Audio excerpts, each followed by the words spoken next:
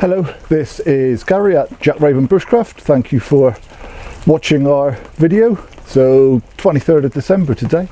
Merry Christmas everybody, hope you have a good one. Also a bit damp, well a bit more than a little bit damp, it's been lashing it down, so I've just taken a little bit of cover in our outdoor classroom. So today I want to talk about very straightforward, just cleaning your knife. So for me, the main reasons I'm likely to get my knife dirty in the first place, so maybe if I've been doing some game preparation, food prep in general, but game prep in particular, or if I've been working with green wood, so if I've been doing some carving, that kind of thing. So if I've been using for my knife to do some food preparation, especially raw meat, then typically what I'll do is wash it with some warm soapy water.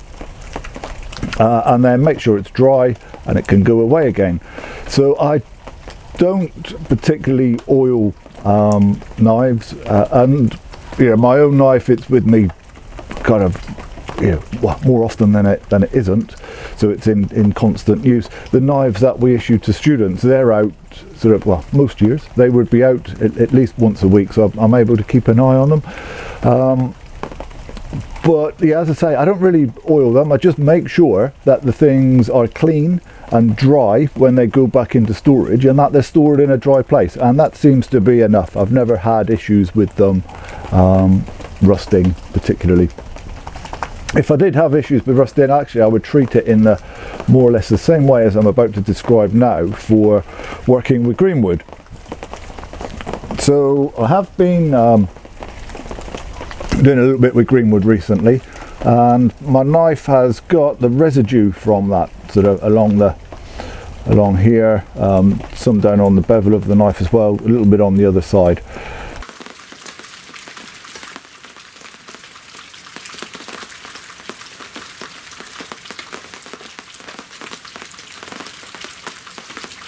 So to clean that up, typically I would use a couple of things. So I have these things, so these are called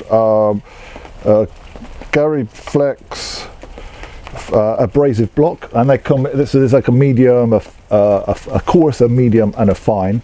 They're about £3, something like that. They're relatively inexpensive. Or just some silicone paper, and again I've got a couple of different grits on this. This one is a 600, this one is much finer, this is a 2000. So depending on how grimy the thing might be, it's going to be reflected in what I use. So that's I'm going to go in there with this one, the grey one, which is the coarse. And so I'm just going to kind of hold the knife down there and essentially use it like an eraser. I'm just going to, so I'm just doing I'm not doing the bevel at the moment, I'm doing the rest of the metal there.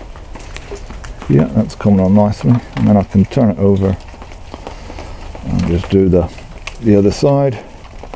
And as I say, this works just as well with rust as it does from the kind of residue that you're likely to be getting from working with green wood. Especially if I'm working with things like sweet chestnut, then I try to clean my knife immediately, essentially, because the tannin that comes out the wood does have the potential to start pitting the metal, and that's something that I definitely want to avoid. So I've got that. The other way I could do this is just lay the block on a level surface and just rub the knife backwards and forwards onto the block. It's achieving the same thing. Right, so that's that part clean. You need to be more cautious when you're cleaning the bevel down to the edge of the knife so that you don't cut yourself. So sometimes there I'll just put the knife on and tilt it so that the bevel is laying flat, and then you can just kind of more or less do the same thing. Or again, I'll just put the block down on a flat surface, lay the bevel so that it's flat on the block, and then just kind of push it backwards and forwards.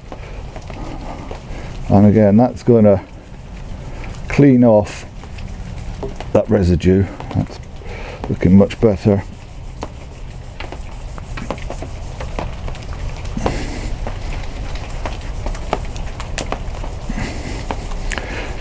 And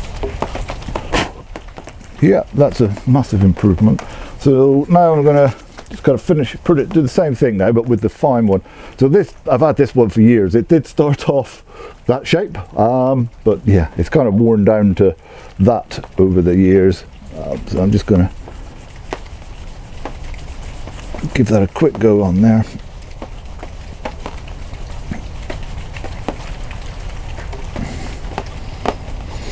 Now, of course, these are abrasive blocks. These are for polishing metal, and polishing is, in essence, the same thing as sharpening, in that both remove metal. So, especially with this fine one, so I've been going kind of backwards and forwards, which is not what you'd want to do for sharpening. But if I was to just kind of be going forwards with it, it can give you a little tickle on your blade anyway. It's not ideal for sharpening, but it will kind of just tickle the thing up, and then I can do the other side similarly. So that is much cleaner now. So I'm pretty much happy with that.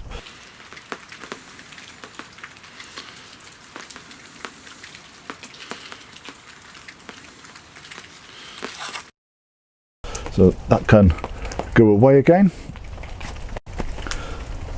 As I say, these are relatively inexpensive, a few quid. Bits of silicone paper, I mean even less. These are pennies per sheet. So they're things that you could potentially carry with you into the field if you wanted, or it's just the kind of thing that you leave at home in the garage, in the shed, just to maintain your tools once you get back again.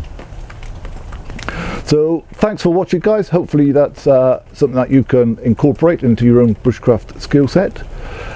We would hope to get some more content out next week. In the meantime, enjoy your Christmas and stay safe.